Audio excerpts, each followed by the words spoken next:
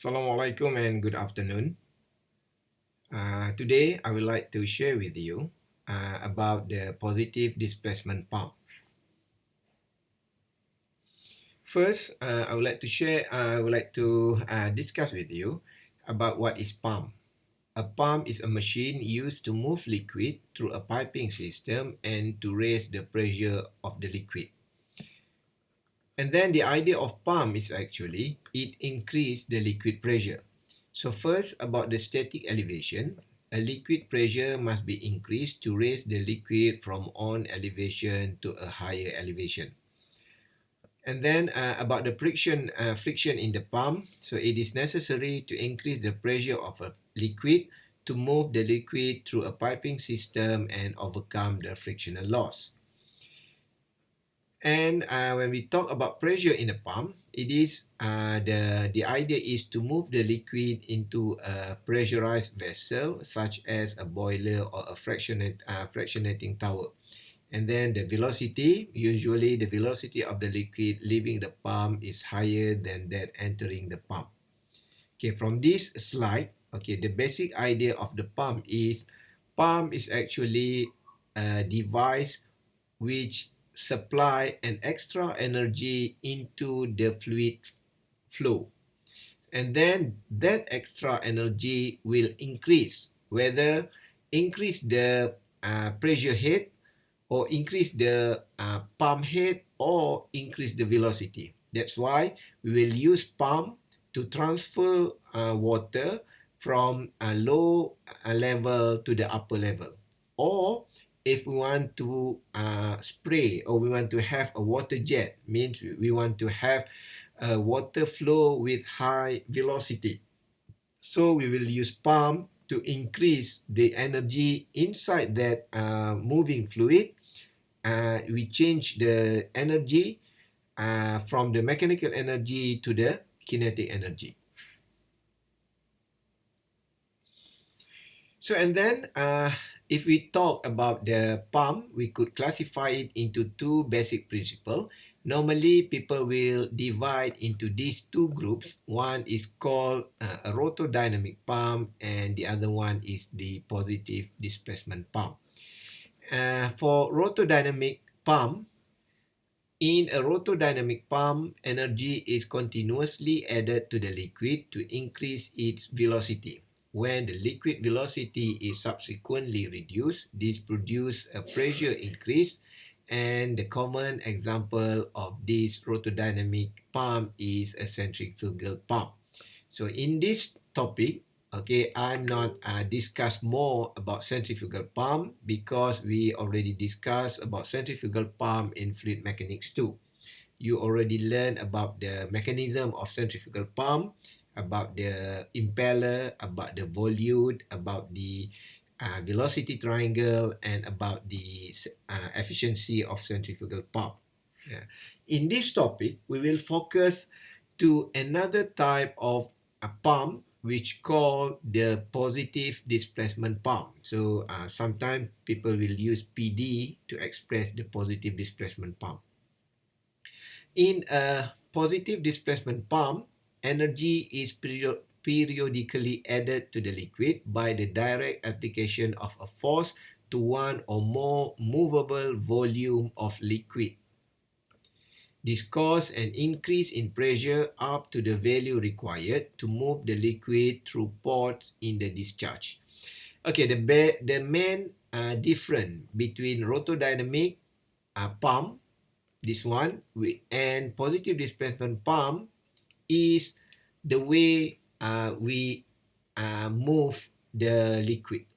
So in rotodynamic pump, we will use the idea of kinetic energy because you know rotodynamics mean we have blade, we have impeller, and then when impeller runs at certain RPM, so mean it has very high kinetic energy. And then when fluid flow into the through the impeller, so the energy, the kinetic energy will transfer from the mechanical parts through the fluid. Then that fluid will have high in energy, and then they could raise above, or they could move in higher velocity. Okay.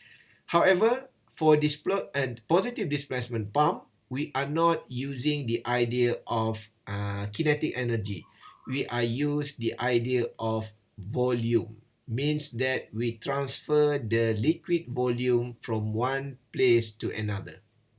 Okay, the basic example of positive displacement pump is actually your syringe, your picagari awak. So picagari itu kita kata kita sedut air and then kita boleh transfer ke bahagian yang lain dengan cara menolak semula air yang telah kita sedut. So maksudnya kita pindahkan volume air itu dari satu tempat ke satu tempat yang lain. Okay, so this is the basic idea of positive displacement pump. That's why we call it as a positive displacement. So positive here reflect the idea of change the location, and displacement means showing the idea of volume. So we displace the one. So this is the basic chart of class of pump. So we have two basic groups. One is kinetic.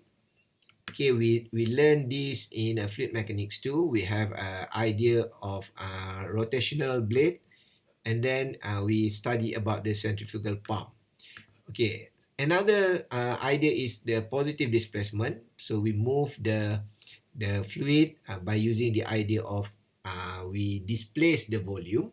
So and then we will we will do the calculation about the reciprocating pumps.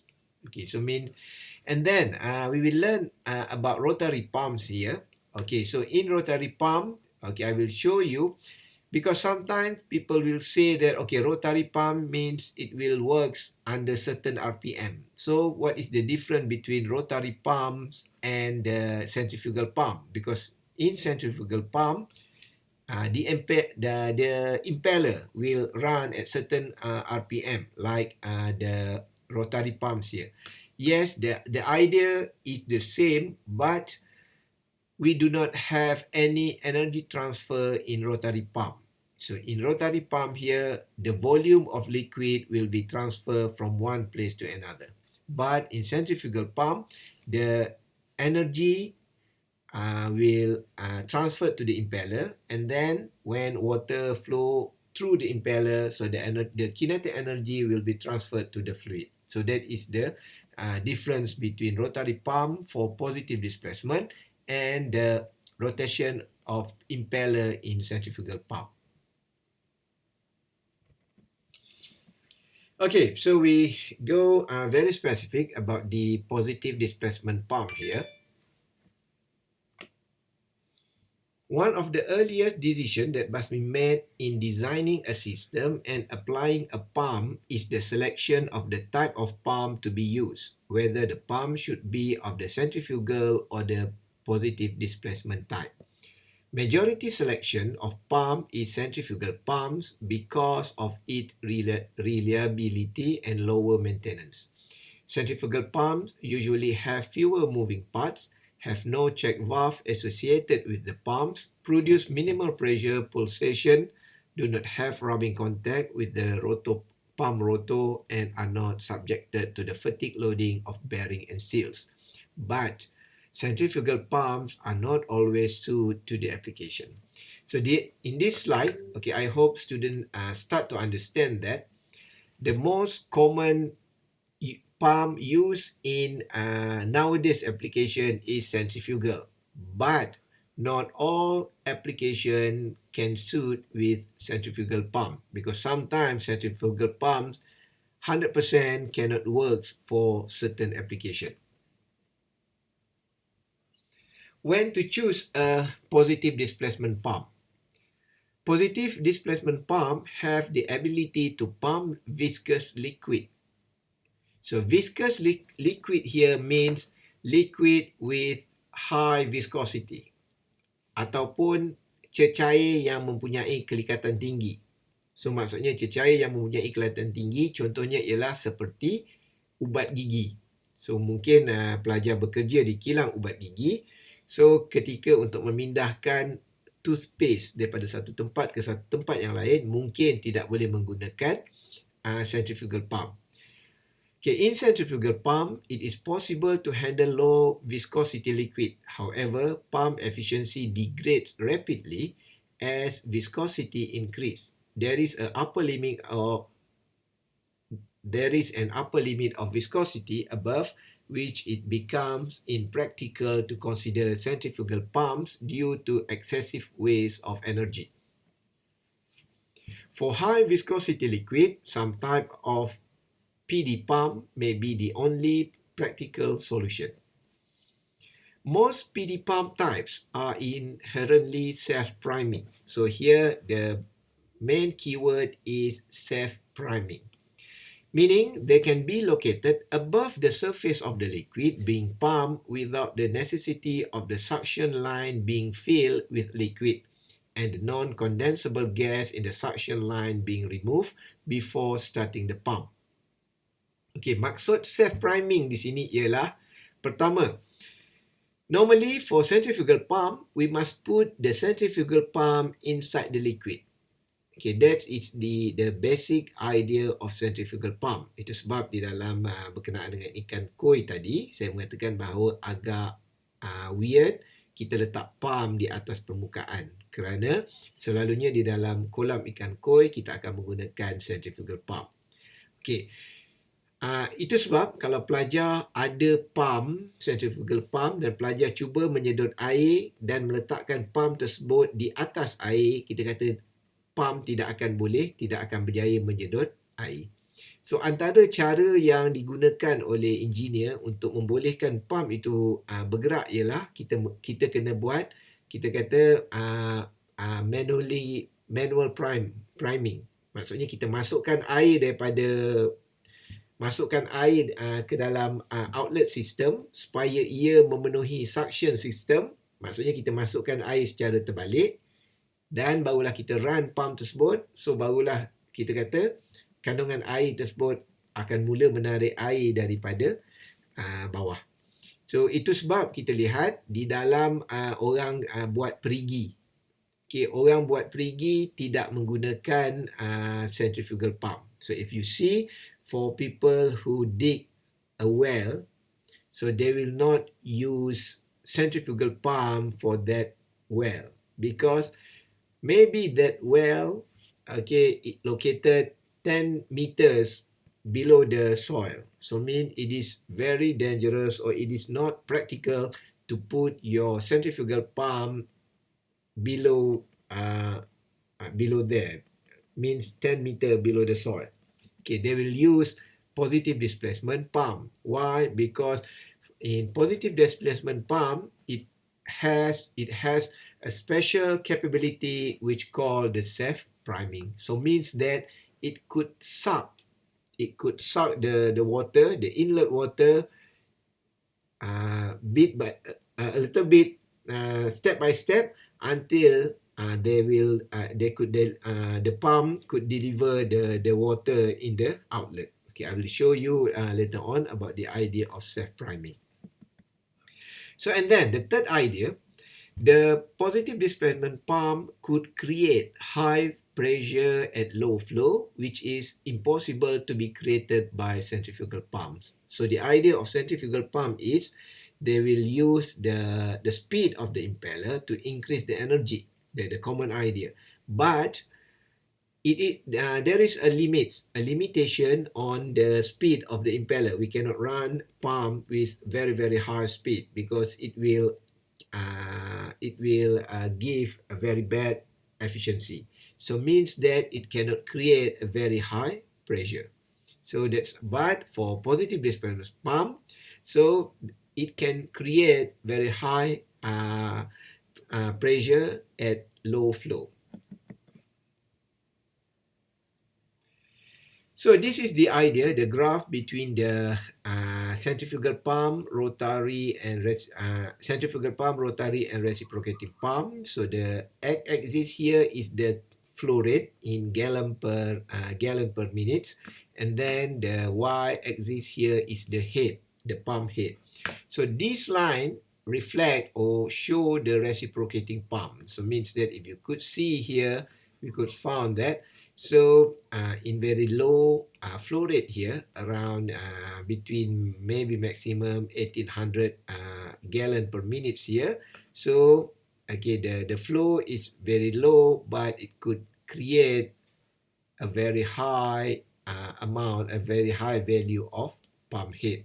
So if we see a centrifugal pump here, so it will give you 200,000 in terms of gallon per minute, the flow rate, but the head here is around 6,500. So and then this rotary is actually referred to the one kind of positive displacement pump, but it not work as a reciprocating pump.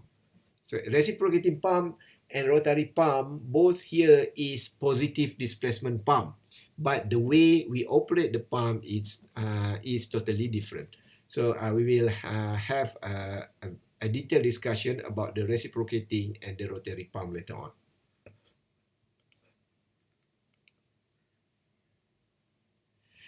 So if energy efficiency were the only consideration in selecting pumps, more positive displacement pump would be considered. However, another factor such as install cost and maintenance expense often outweigh the energy saving.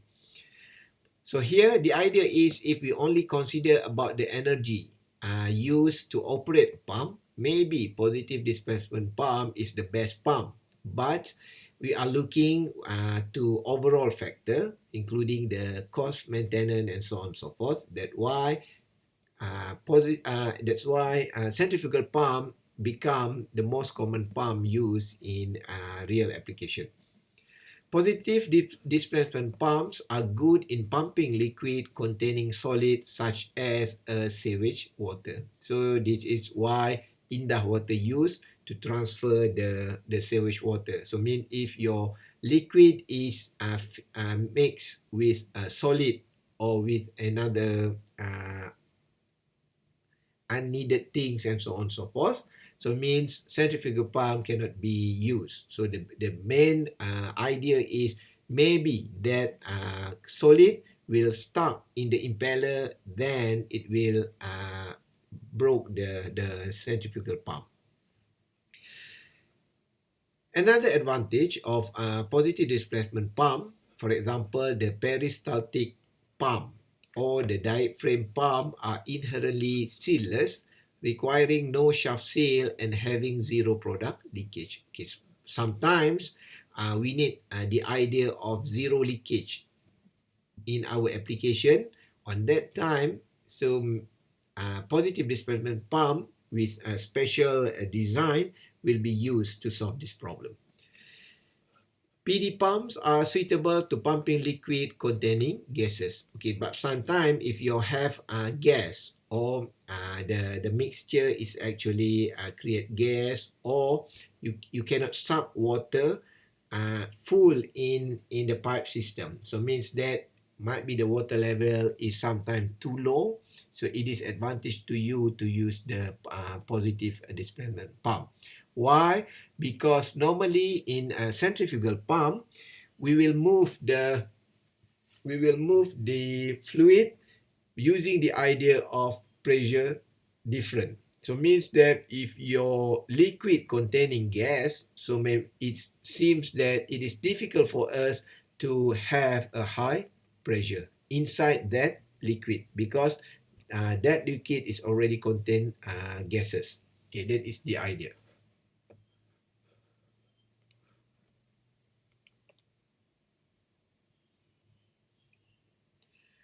So in this slide, I would like to share with you a few major types of positive displacement pump. Okay, we may be a little bit faster in this slide, so I hope you could pause this slide and read the explanation that I show you here. So there are a few types of positive displacement pump. Okay, one of them is single rotor rotary pump. For example, the sliding vane, sinusoidal rotor, flexible impeller, flexible tube, and progressing cavity. And we have a multiple rotary pump such as external gear, internal gear, rotary lobe, circumferential piston, multiple screw. And then our main idea here, so about the reciprocating pumps. So we have the piston, we have the plunger type, and we have a diaphragm. So we will focus on reciprocating pumps, and the type that we will focus is the piston pump. So means sometimes we call as a piston pump.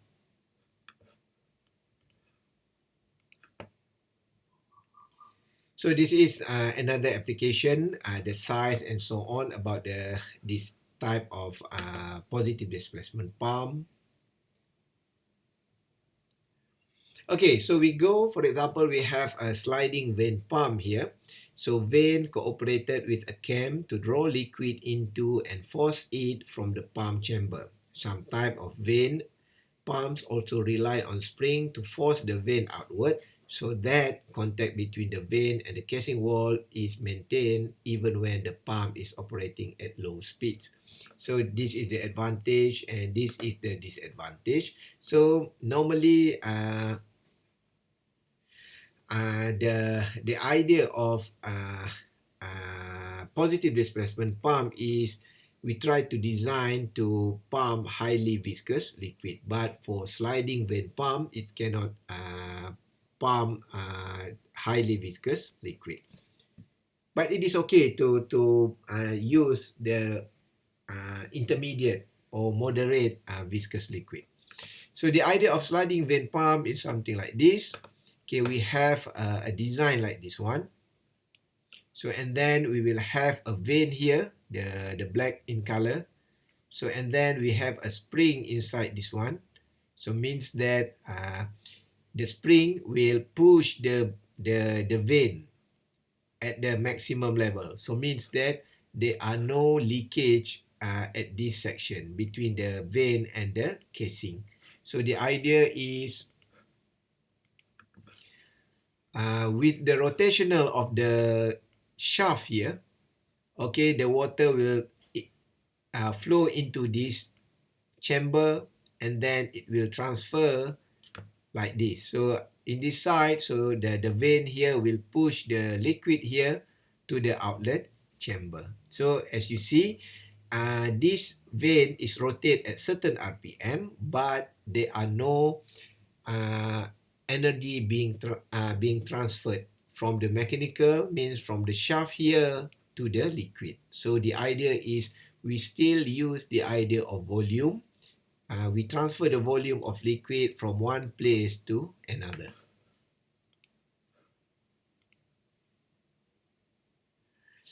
So this is sinusoidal rotor pump. In this pump type, a rotor having the shape of two complete sine curve turned into a housing, creating four separate symmetrical pump compartments. A sliding grabber gate covers part of the rotor, oscillates as the rotor turns, and prevent return of product past the discharge and back to the suction side of the pump. So and this is the it can handle fragile solid, and also it can flow high viscous liquid. So this is a sinusoidal rotor pump, and the shape is something like this. So means that we have a blade here. So it designed with a curved surface. So that curved surface is actually reflect the sinusoidal pattern.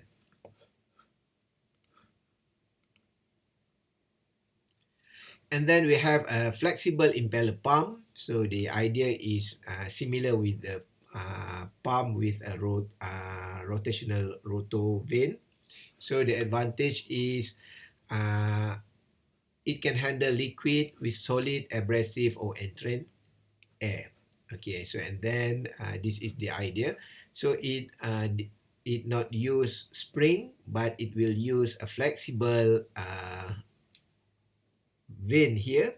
So and then the basic idea is the volume of liquid will transfer from one compartment to another until it will flow out at the outlet here.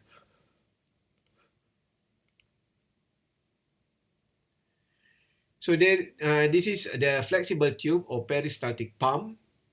So it is also called a peristaltic pump or hose pump.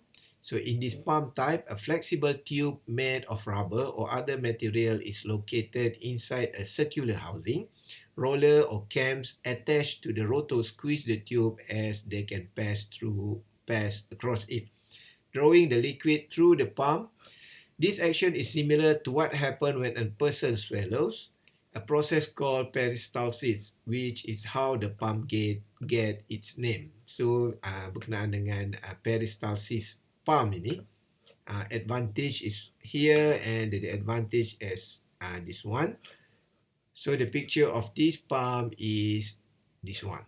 So, normally we will use this type of pump in blood dialysis. So, means that we don't want our patient blood contaminate with the medical parts. So for example, if we have vein or we have impeller, so mean blood will uh, touch the impeller surface and maybe contamination will be occur.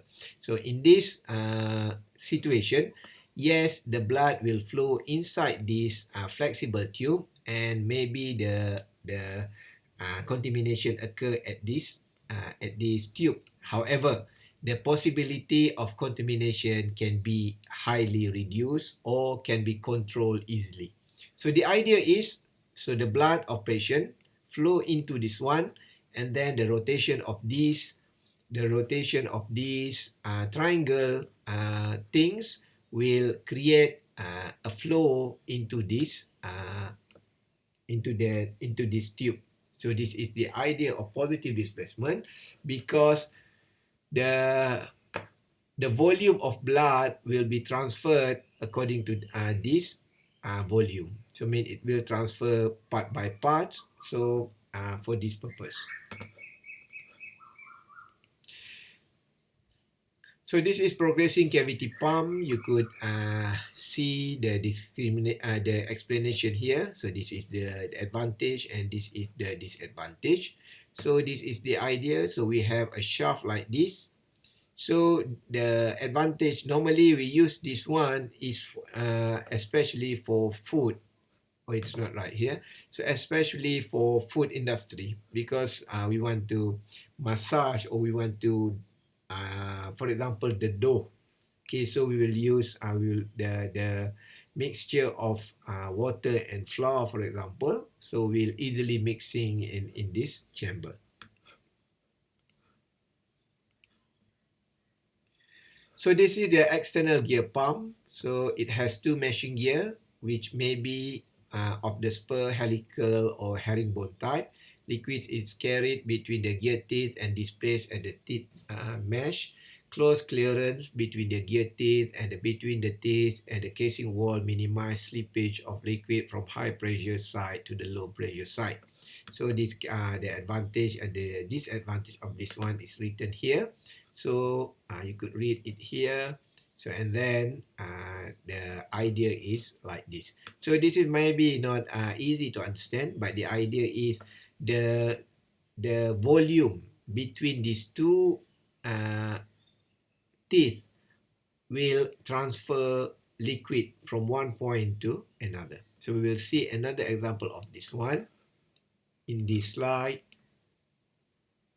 So we have internal gear pump. So it's like external gear pump, move and pressurize liquid by meshing and unmeshing of gear teeth. With an internal gear pump, a rotor having internally cut teeth mesh with a drive and idler gear having internal cut teeth. Pump of this type usually have a crescent shape partition that move the liquid through the pump with minimal slip. So this is the advantage and this is the disadvantage.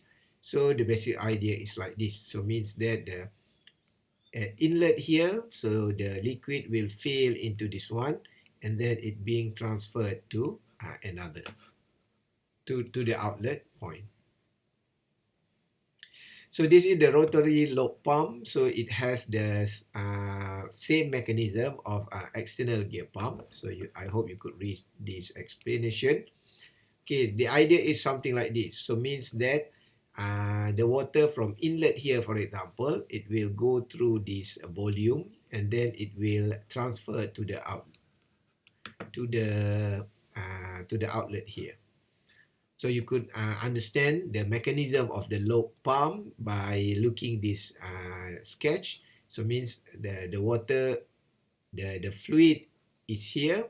So and then when it's rotate clockwise like this one, so it's being moved into this compartment, and then will go up, will go here, and then it will comes here, and then finally, so the fluid can be flow at the outlet here.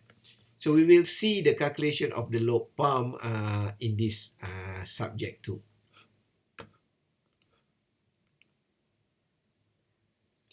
So this is the circumferential piston, so something like this. Okay, so the idea is still the same. So the volume here will transfer the liquid.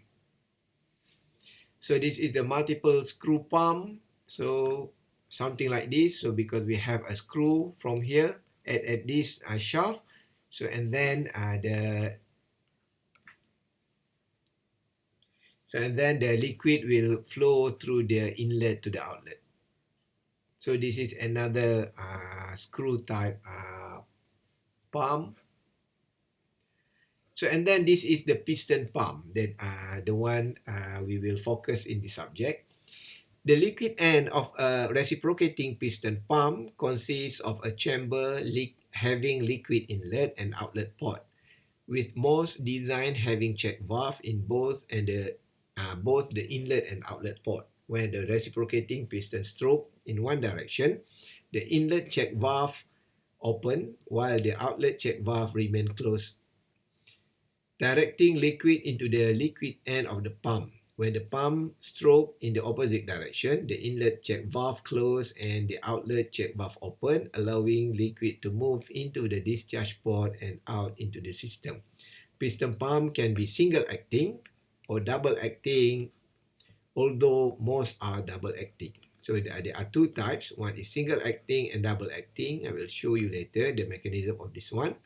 A single-acting piston pump has liquid discharging only during the forward stroke of the piston. So I hope you could read this again, and then you could relate the explanation of this slide into this diagram later on. So a double-acting piston pump, liquid is discharged during both the forward and return motion of the piston. It is requiring 4 check valves for each piston. Double-acting design are generally associated with slower speed and medium pressure, while single-acting design are more generally associated with high speed and high pressure. So the idea is for single-acting, so it must work a little bit higher in speed, because to make sure that the flow rate is almost constant. Double-acting piston pumps are quite a bit more efficient than single-acting pumps where the inlet pressure are quite high.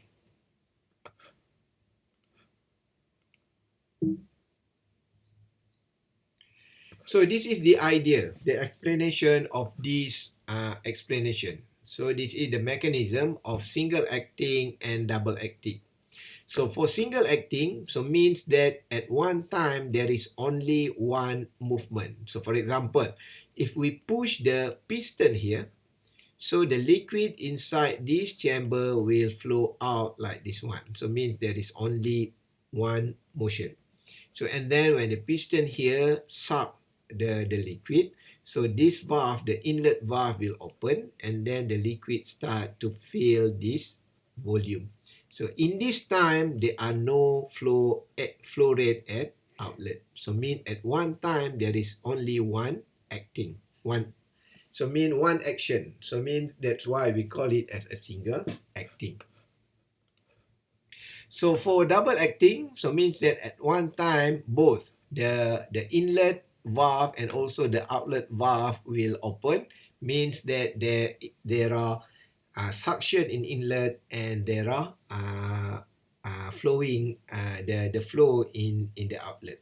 So the idea is simple. So for example, if the piston here push the liquid, so the liquid here will flow out through the outlet valve.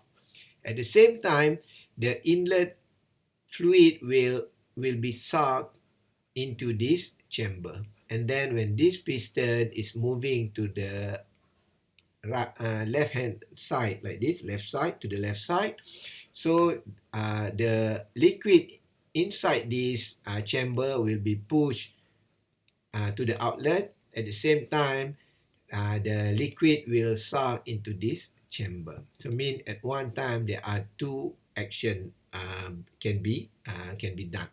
So that's why we call this mechanism as a double acting piston pump.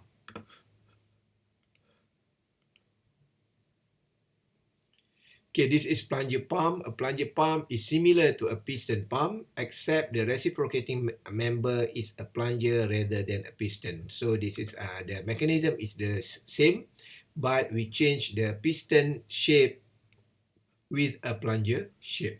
So the plunger is single acting, and the plunger is sealed with packing in the cylinder wall. Plunger pumps are used for high pressure application such piston pump. They are generally run at higher speed and has lower capital cost than piston pump. However, they may have higher maintenance expense and lower abrasion resistance than a piston alternative.